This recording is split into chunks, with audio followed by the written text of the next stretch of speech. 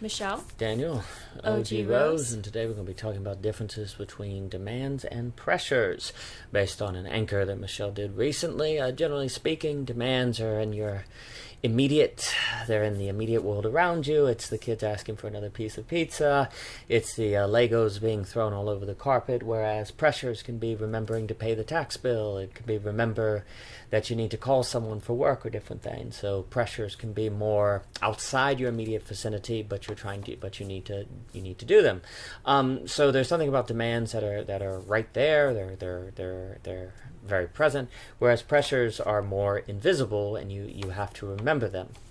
Yeah. I mean, I think that the idea with demands is that a lot of times, like if you just really think about the word demand, right? There's something that is something calling out to you to do something, So if we think about demand, it's like you're saying, the thing that makes it so present is that if you don't do it, it'll continue to call out to you, demanding you, right? Demanding you to do this or that. So it speaks in a sense. It's not, you can't overlook it. Or I guess what I mean to say is that it speaks to you. Whereas with pressure, it's things that just as much need to be done or are making demands on you, but it doesn't speak to you. It doesn't remind you, basically, by its speaking. Right. So that's why you're saying, like, these things are probably just as pressing in a sense, right? Like they're both types of pressure and demand are something that is, something that you need to attend to, right? But the pressure is more abstract in the sense that it will not speak. If you don't do anything about it, there's nothing calling out to you. Well, yeah. It won't remind you, but it still just as much needs to be attended to. Yeah, it's like if you have to do your taxes, it's not that your taxes are going to be going, Daniel. Yeah. And if we think about it, like you're saying, like, if I think about it as a mother perspective, the children, they're going to ask you right. a lot of questions, a lot of requests, and those are types of demands. I mean, sure. Demand might seem like too strong a word, but sure. What it means is that you are being beckoned. Beckoned, right. Right. Whatever needs to be attended to is speaking to you. Yeah, and request seems too weak of a word, almost, because the child, when they ask for another piece of pizza, it's not a request. Where if you say no, it's not like they'll say, okay, mother, and then skip away to the park. I mean, the risk with the word is like, it can sound like, the children are demanding. But I think, though, it's like, if we understand that they are demanding, though. Yeah. It's not like they're being, like, mean or something. They're just being children. They're just asking because they need help with things. Well, your immediate vicinity is demanding. I mean, the mess on the floor or the things outside. Right. Like, there's something that they're demanding about you. They call you. They're asking you to do something. Right. So there's this very, very vivid, very real-time, very much like your responsibility is linked to something you're responding to. Oh yeah. The response and responsibility. So it's interesting, but with the pressure, you have a responsibility, and it's not engaging with you in that way. Right. You still have to respond, but it's like this very interesting place of you have to speak for it, or speak to you have to kind of do the speaking to make sure you actually do the thing and complete the task of what that is. Like with children, it's like, Mommy, help me put on my shoes. Right. Then you go and okay, sweetie, let me put your shoes on. Right. Whereas with taxes, they, like you said, they don't say, Daniel. Yeah, they don't tell you to do it. Daniel, finish me. Finish the taxes. Finish this, but you still have to finish it, for example. So there's something really interesting about this, because this creates a different type of engagement with the responsibility between demands versus pressure. Oh yes, and I think it creates different headspaces for different absolutely. people. I mean, if you have the demands where people are demanding things of you around you, then maybe you would describe it as there's more of a potential to kind of have a flustered chaos. I'm thinking of a word where you're having to really kind of move around, do a lot of things quickly.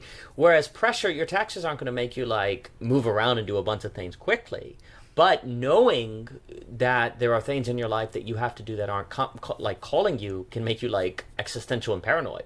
Like, oh, what am I forgetting? That's not reminding me. It's like, oh crap, I didn't do that bill. Oh shoot, I haven't put together the marketing thing yet for the business. Oh shoot. But there are all these things where there can be more of an existentialism to kind of the pressure. Whereas with the demands, there can be more of a stretched thinness. And obviously people will experience both. Yes. But I think it's an important distinction too, because both of them create different emotional spaces. Where someone who's under a lot of pressure, they might be quieter, they might be kind of thinking, they might not be moving around as much or doing a bunch of things. Whereas the individual that has a bunch of demands, they might be going, doing a lot, right? And they can feel like kind of overwhelmed by all of the different demands, where the person who's under pressure can feel like they're under pressure. And both, that can lead, if it was between people in a relationship, that could lead to emotional disconnect, because they may not appreciate or understand what the other person is thinking about. From their perspective, it can look like the other person isn't going through anything or really isn't dealing with anything, because from the person who's dealing with a bunch of demands, they can just be like, oh, well, you're not having to deal with all of these immediate stimuli. You're able to, say, focus or be able to focus on one thing, whereas the person under pressure is like, oh, look, you have your environment tell you what you need to do. You don't have to worry about missing anything, so you don't have the same paranoia. So if there's not an understanding of the distinctions between pressures and demands, I think that can contribute to misunderstanding. Yeah, absolutely, and I think that was really well said. That was really well said, Daniel. And the other thing too about that is, what's interesting and what can further the disconnect that you're discussing is the fact that with demands, if we think about this, just the demands of what is speaking to you about what needs to be attended to. So there's a lot of, like you said, a lot of stimulation, a lot of multitasking. Everybody does multitasking to a degree, sure. But there's a lot of kind of being pulled in multiple immediate directions. Multitasking almost. Immediately, and also like in the immediate, there's a multiplicity of pulling in one direction and the other and the other and the other. Mm-hmm. Because it's kind of like that's happening there.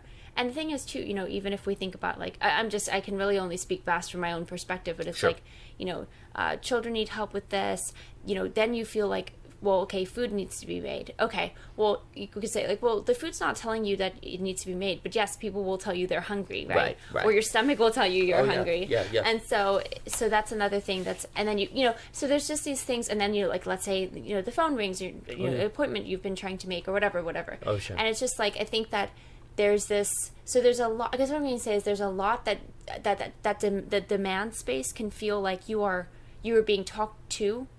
You are being talked to in a sense. Whereas I think from the pressure space, there's a having to talk to perform or get in touch with to complete those. To bring it into reality. Right. Like, you have to, because, okay, let's just stick with the example of taxes, okay? You have Sure. to, like, tell yourself you have to do the taxes. Then you have to write yourself your little note to do your taxes. Yeah. Then you put it in your whatever, like Google Calendar or whatever sure. you use to do your taxes. And then you have to say, I'm doing my taxes today. Yeah. And then you have to do your taxes. And then you have to, remember, you kind of have to stick with that task. Basically, your day might be oriented towards that, doing that. And again, silence on the side of the taxes. Yeah. Zero talking on the side of the taxes. It's not going to tell you forgot this form or you're filling this out wrong. Right. Suddenly, like, you have to think on so much. So basically, like, even though you're verbally maybe not talking, you're kind of doing a lot of talking. Oh, yeah. In a sense, in a more abstract sense, okay? So then, if these two people get together at the end of the day or something like that, the demand person has been like, I've been talked to so much, I would like to talk now. And the pressure person can be like, I have done all of this abstract talking, in a sense, all day. I would like to not talk now. Oh, yeah, absolutely. And see, this is where you can kind of get the tension between somebody who maybe predominantly experiences pressure versus demand versus the person who experiences predominantly demand versus pressure. Oh, yeah, and we can stick to that because obviously, everyone, we've been doing taxes. Obviously, and I think that might be a good example to kind of elaborate on this. So for example, if I'm doing taxes, it's not telling me that I'm filling out this section correctly. It's not reminding me, hey, make sure you get that royalty form. Hey, make sure you have that W-9 here and there. You have to remember. You have to recall those different things. But I'm not having the tax, yell at me, fighting with the other tax form because, with the piece, there I is just want to hear that, like, from upstairs, there's just, like, this, like, debacle, like, wrestling, Daniel, the W-9 form poked me! Okay. So, like, just, like, forms just, like duking shouting it out, at one shouting. another. No, nothing is saying anything. So there is a sense in which there is a space of being able to focus. Right. But that focus comes with the existential pressure of, oh gosh, I hope I'm doing this right. Am I remembering everything? Are you doing everything? Whereas if if the children are being fed food, and those, as a comparison, they're going to let you know. And you have to respond. But then they're going to let you know if they don't like the food. They're going to let you everything. And they're going to put it all down. So you're responding to the environment, and it can create, you're not able to say focus, so because you have to have a multi-perspective focus, so it's a more demanding environment, yes. Whereas the taxes would be a more pressure environment. Right. And of course there's overlap. Absolutely. Because there's the pressure of the children, or Reed eating something that he shouldn't eat. So or there's the pressures of, like, also, like, are you raising your children the way, yes. How are they, whatever, all of those bigger questions that yes. are tied to, like, oh, like, am I teaching anything that I value? Am I yes. teaching the things that I would like to be teaching them? Yes. So there's that sort of stuff, which is pressure, because it's like, wow, I'm like, this is helping to shape these human lives and, like, their view of themselves and the world.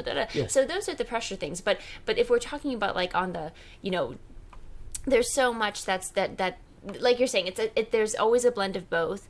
But there are certain responsibilities that are demand heavy, yes. or demand predominant or forward. The forward thing is the demand, maybe the pressure's in the background. Whereas there are other types of responsibility that the pressure's in the foreground and the demand's in the background, if that makes any sense. Oh yeah, and I mean there's some elements too, because if I come down and you're going, it's and I think this distinction can be useful for people in relationships, because I think very often people in relationships or communities, people will be in different headspaces. At one time, one person might be in a demand headspace, another person might be in a pressure headspace. Mm-hmm. And if you don't have this distinction, then you don't have a mental model to help understand maybe some of the emotional disconnects or misunderstandings or different things that you would then be able to head off from turning into a giant crisis or something like that, where people get real hurt. Because something that happens with pressure, like if you're like, hey, what are you doing? I'd be like, doing taxes. And in order to really explain it, I'd have to go through all of the different forms, all of the different things. It's like there's a kind of it's kind of a big thing to explain what's going on. And it's kind of like you don't even want to get into that or different things. Whereas maybe with demand, you could say, oh, we need to feed the kids. There's kind of an immediacy to it, which is why it's less existential. Yes. But it also can have more of the chaos. So it's this interesting dimension of where pressure has more of this isolationism, maybe even to it, just because it involves a thing that you can only understand by, like, doing it and seeing all the different forms and connecting this abbreviation with this thing over there. Whereas, and you could almost say perhaps it's vertical in a sense, whereas demands have a horizontal element to them. That's a really good point. I like that, and I think that works very well for those words, and also for the images that were coming to my mind as we've been speaking. Because when I think pressure too, I think of pressure point. It's just like the automatic brain fill in. Yeah. The automatic brain fill in is pressure point. So it's like this like you're saying, like this vertical, this point that's pressing down. Whereas demand, I think horizontal. I literally have this vision of, like, you to go somewhere. Yeah, like there's this idea, I don't know. Sure. This idea of just, like, here's you kind of shouldering. Like, I just think about it, like, even if the children are all, like, jumping on you and, like, they're wanting to play and stuff. So suddenly, like, you're kind of literally, like, because there's so much holding with mothering. If I'm thinking about, again, from my perspective, you're holding the children a lot, or picking them up, or helping them. So it's like there's a literal, what you are taking care of is kind of more, it felt in the weight of that, in a just in a horizontal manner. I don't know why, but I just think of it as almost like, here you are with your little, Oh, sure. There's a caring. Yeah. Whatever it is that you'd put over your shoulder, and then like the 3 children are standing on it for us. Sure. And it's like, and that this is just like my little image in my head. There's more. It's more spread across. I guess what I mean to say. It's the nexus. It's the nexus, not the point. Does that make sense? Oh, sure. So, sorry, this is how I'm having a hard time doing the illustration of it in my. No. I mean, there's something about holding the child. Your arm is horizontal. There's side, and there's a movement there. Yes. It's kind of like So yeah. There's. I think that the horizontal versus the point, and this is a good thing too, because horizontally, I mean, I know that not time can have many different ways of thinking about how time is, sure. But a lot of times we think about it linearly, right? Sure. And that's like a horizontal line, right? Your timeline is wake up, feed your tasks are based off of like, it's breakfast, make breakfast, feed children, what's the rhythm of the day that then kind of moves horizontally. Whereas like with taxes, for example, there might be a deadline, but see that's a point. Oh, sure. Right? It's a certain time, and that's like your point. That's the pressure point. Anyway, so that was just some imagery that was coming to mind. Well, I mean, pressure point is a good way to think. And I mean, the other thing, too, what can happen with pressure, like if you mess up your taxes, the consequences can be extremely dire. Oh, yeah. Whereas if you don't get the, if a child is demanding a piece of pizza and you make them wait, well, then they're just going to be unhappy, and actually that might even be a good thing because they need to learn to be patient or different things. So pressures can also bring with them kind of dread, almost existential dread in some respects. And you can see that at work. I mean, like, times at the wholesale where you forgot to call this person. I mean, there's literally times where just forgetting to call a customer could make them like really angry and not speak to you for 3 weeks, and you've lost a massive amount of sales. Right. And I was just thinking too, with this idea of the where is the kind of like, where do you feel, because both is a type of weight that you're kind of carrying or experiencing, or some sort of like, again, pushing against. There's a resistance almost in a good sense, though. It's like that's how you have some sort of dialectic with that which you are working with or which you are responsible for. But the point is that if you don't recognize that there are these kind of different experiences of responsibility, then, like you're saying, it's very easy to just think, well, it's kind of like in relationships, it could be like, well, I'm tired, and then the other person's like, I'm tired, and it's kind of like they mean something different. Yeah, and they mean something different. They can't see how the other person is also tired in a different manner, because they are these different headspace tiredness. There's like. And I think the demands tend to be a little bit more on the very physical side of tired. Yeah, I was going to say body tired. Body tired. Body tired. Just like, I'm just tired. Like, I've just been like running around all day kind of thing. Whereas the pressure tired can be mental. It's like the existential is like, oh, dang, if I don't do the taxes right, we could get a giant fine or whatever it is, Oh, yes. Yeah, and that's like a real thing, It brings to mind, too, maybe distinctions between blue-collar and white-collar. We had that, continual work, completable work, and where blue-collar can be demanding, whereas white-collar can be pressure. Blue-collar could be body-tired, white-collar could be mental-tired. Obviously, these are, some generalities, so on and so forth. But there are different kinds of tired. And if there's not an appreciation for these different kinds of tireds, then it's going to be harder for people to understand one another. And where there's that misunderstanding, then people cannot feel appreciated.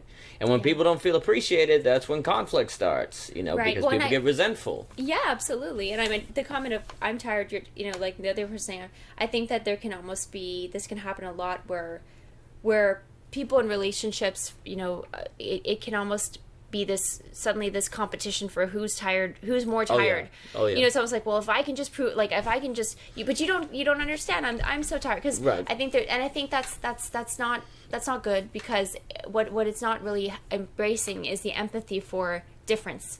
There's definitely a tiredness competition that can creep into human nature. I mean, oh yeah, and I think that it's, and I think it really probably just comes from wanting to be understood, wanting to feel I'm not alone in how I'm experiencing my responsibilities. I just want to feel like I'm not the only one. And I think perhaps with the shouldering, in my funny imagery analogy of like the carrying of the children, the demands on that respect is kind of like, just can somebody just come over here and like, shoulder this with me kind of feeling. And so I think there's, this is interesting because there's probably also an easier way to know how to shoulder that. It's not like it's easy, but it's very clear. Like we're saying, it's very right in front of your eyes. Like, okay, there's, literally, three needs that the children have all at the same time. Right. If you step in, you can see that the one child's crying, holding up shoes because Reed, can't put them on himself just yet. We could go through the list. Each child is. Oh, sure. You can see what it is. So I wonder too if that's interesting because, again, there's something that is kind of very demanding about that and very stimulating, almost overstimulating sometimes, depending on the moment, about that. But the pressure types of responsibility, sometimes no one else can really do. Like, it's not as if you could necessarily have somebody come in and do that because it can sometimes be tied so much to that particular role or knowledge base that then puts you in touch with that ability to do that responsibility. That doesn't make it any less valuable to have somebody like, a loving aunt or, just somebody stepping in and being like, oh, let me help you with your shoes. It's very, very much appreciated. And it's just as I guess what I mean to say is like, there's something very, I don't know, there can be a level of, oh wow, that person really knows how to step into that very easily, see it very easily and fulfill it very easily. So that's a great thing. It doesn't mean that it's just like easy necessarily, but it's much more vivid. It's much more undeniable. It's much more tied into just like human compassion, which is a general, hopefully something people develop, versus the particular skill set and knowledge that the pressure things have to deal with that nobody can really step into that except that person. Well, I think that's a very important point. I mean, as you move from demand to pressure, shareability goes down. Right. If like you say, you can see, hey, can you help get the shoes for Reed? Well, I know what shoes are. You could just go over and get the shoes. Like it's presented in the immediacy. With the ability to but if share I were to say, hey, Michelle, can you check the yield curve and see if we should do this form instead of that? Like good old yield curve.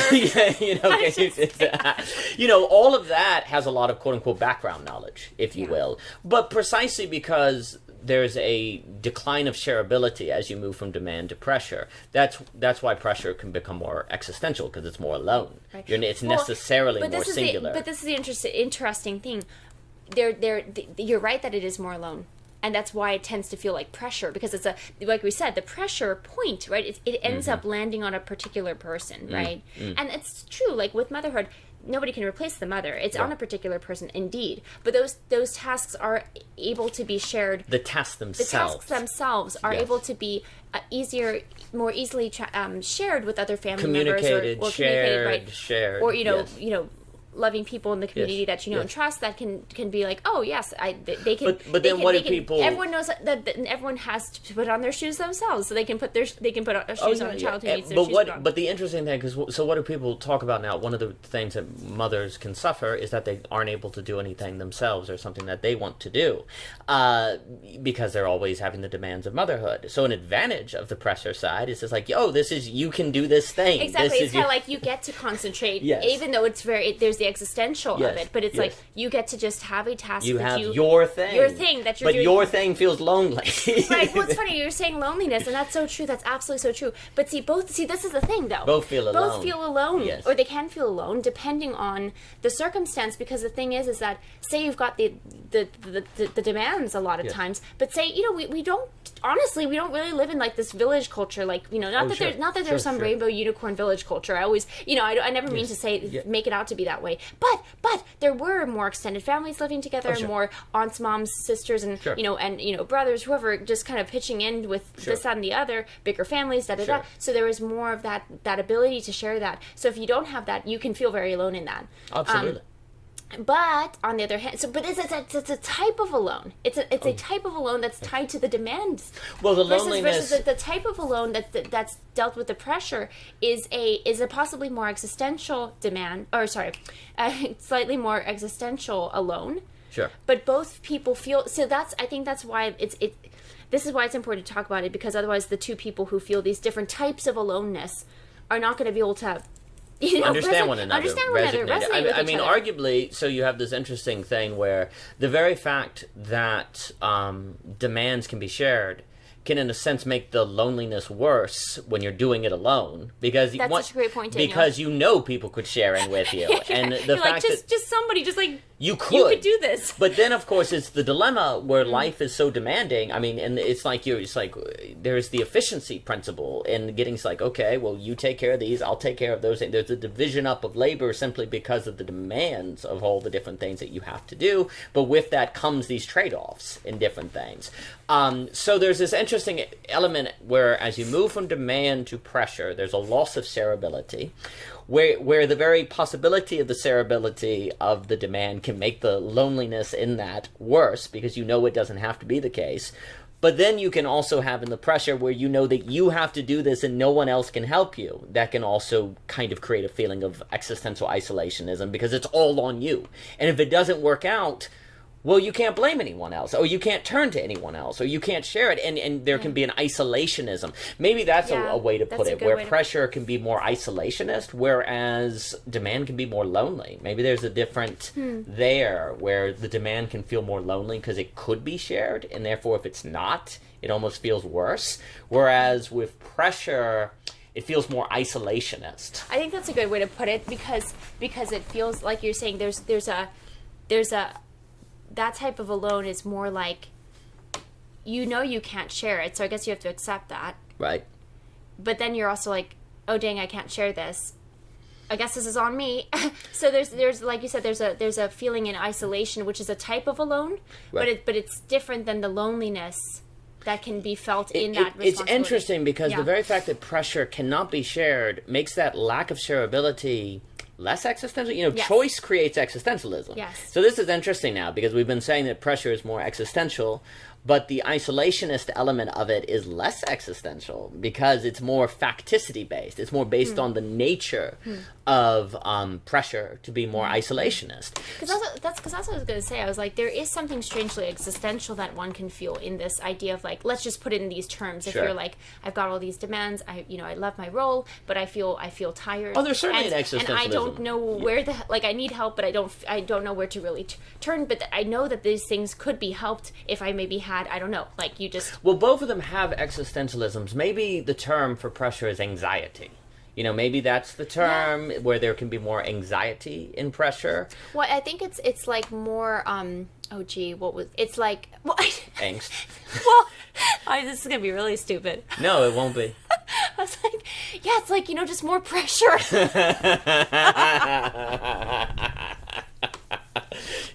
Yeah, I would say so.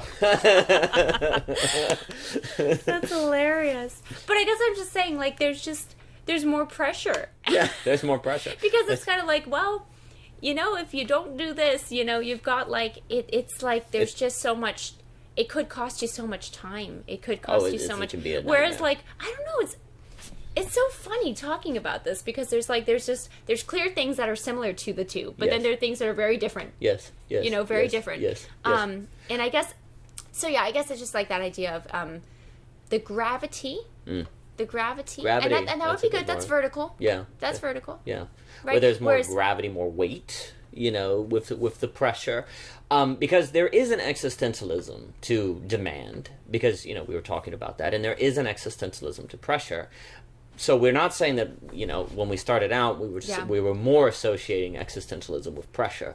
But it would seem like maybe there's more of a weight to pressure, more of an anxiety to pressure. Whereas... Wait, there's more of an exhaustion to it? An exhaustion. Well, it's interesting because we said there's a shared tiredness to it. Maybe with demands, we were saying loneliness, with demand, more of a... I mean, there can be a lack of appreciation. You can feel unappreciated with demands because you're, juggling all these balls, and precisely because the tasks are like, well, all you do is feed his kid. The very, the seemingly simplicity of the task, or the linearness of the tasks, can make it feel unappreciated, because people are like, well, yeah, you're just serving kids food, right? Anyone could do that. Which, of course, you want to slap them and hit them in the face. Whereas the pressure tasks Precisely because people are like, oh, you started this entrepreneurship. There can be maybe more of a social praise for it because there's an understanding of the complexity. So then the pressure can kind of be made up on social acknowledgement that maybe motherhood is not receiving, which of course is a disaster. But so it's interesting because both of them have pluses and minuses in different ways, in different contexts, Right. which then, we were talking one about the two not understanding the emotional space of the other, what is meant by the word tired and so forth and so on. Well, there can also, I don't want to say envy, but there can also be a kind of like, oh, well, you don't have to worry about this weight because if, you're not going to cost the family $5,000 in a fine or something like that. Mm-hmm. But someone else would be like, well, you get appreciated when you do the taxes because people know taxes are hard, where, they may not really understand how difficult it is to feed children. But there's something about how so many conflicts are due to a failure to understand these differences between pressures. Yes. and demands and the pain that you can see between people and not feeling appreciated in different Well, things. and also just trying to, it is difficult because you're trying to, if you are just trying to be like, hey, I just need a break, or hey, like I am tired, or hey, like I'm just whatever, it's hard because like both people are trying to do their best, and I think you need to be aware and empathetic to the fact that people are doing their best, and how their best is requires different things of them, different headspaces, different things. And so it's just like, sort of like remembering that there's a lot that's common to that, because a lot of times like these, if we're thinking about it in a marriage or in a partnership, like those are towards the same goal, right, or similar goals, goals that you are working on together. But it's just kind of like the empathy has to be big there, because if you don't realize the differences that do happen, then it can really be easy just to start to do the very, well, ultimately stupid idea of like, let's put things on a scale of like, well, here's what I have to do and here's what you have to do and you don't have to do this and da-da-da. Well, you're done. It's just very, very bad, because it's like you're comparing apples and oranges. This is just very different. They're both fruit. But I think a problem is that people very often don't think it's apples and oranges. They just think everyone has demands or everyone has pressures, that it's all the same, and there's not a tracing out of the distinction. I mean, we've been talking about this distinction could also be brought up between white collar, blue collar, where white collar people tend to get a lot of status, they tend to get a lot of appreciation. Yeah, they have more of these sort of perhaps mental pressures, all of these different things that we've described. But if the blue collar, we see right now, if the truck drivers, the supply chain, if they're not there, everything falls apart real fast. So likewise, if mothers don't take care of kids, everything is over. There is no civilization. And so that actually, though, does, I think, one of the things that can happen, I think, if you get this distinction between demands and pressures, is you stop even trying to even suggest, well, you certainly will stop this nonsense of suggesting one is more important than the other. Yeah, absolutely. Absolutely. And you stop comparing, like you said, it's apples and oranges. I mean, if there are no white collar jobs, then some of the blue collar job people could not come home and enjoy, say, Netflix. They could not enjoy some of the advances of technology that they have, and they probably would not have nearly as successful as a Roth IRA. At the same time, if white collar people think they're better and smarter than blue collar people, and then the blue collar people is like, okay, we'll come out and fix this tractor here, and white collar realize they don't have a clue on how to do that, and they also realize, wait a minute, there's no food at the grocery store, then it starts to become very apparent that blue collar work is insanely important. In the same way between demands and pressures, taxes and children, entrepreneur, all these different things. But by not tracing out differences between these different emotional headspaces, people feel very alone. I mean, isolationists, the people with pressure can feel isolated. The people who are dealing with demands can feel alone, and that loneliness is made worse precisely by the realization that it could be shared. Whereas maybe it's not as bad for the person with pressure because they know it can't be shared, but maybe it's made worse because it can't be shared because they know they're stuck with it, where they can't just, like, if they just fold or give up or stop, it is literally not possible for anyone to come in and make it up for them, and so there will be a failure that can't be corrected. Whereas if someone who's dealing with demands is like, hey, I'm just, I've been driving this truck all week, could you possibly take this to Charlottesville for me? Be like, sure, I could step in and do that for you. I could help you with that. Or be like, hey, I've been chopping this wood, because that would all be a demand, because it's in your immediacy. You know what you need to do. You take an axe and you chop the wood. The thing in its immediacy, you know what to do. So, and you could theoretically step in and do that. But the more you head in the direction of pressure, the more that it can only be you. And so there's more weight to it in that way. But again, I think if these distinctions are not held, then there's going to be a lot of pain. And I think you see a lot of people who are suffering and just not able to communicate. And then, frankly, because both people who are under pressure and people who are under demands feel a lot of weight, if they don't feel like they're understood or appreciated, they're very hurt, because they feel like they're doing the best that they can and they're trying to hold it all together, and the other side doesn't appreciate that, and that's when people get very, very upset, and that's where people who once loved each other don't love each other anymore, or they separate, and it causes a lot of hardship. Oh yeah. Oh, absolutely. Yeah.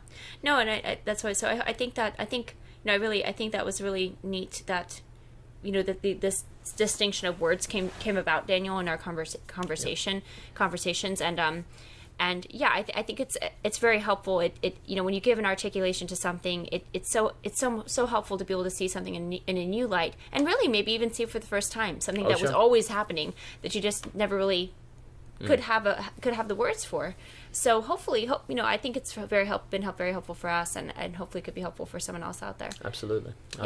Well, thank you, Michelle. Yeah, thanks, Daniel. So yeah, check us out on our website, www.ogrose.com. You can check out this anchor piece on our Anchor. We're also on Twitter. Different things. Yeah, we're on internet. I almost said Snapchat. What the heck? Is that still a thing with the ghost or whatever? Oh my gosh. A little ghost dude or whatever. So find us on the net. Google. World Wide Web. Type go.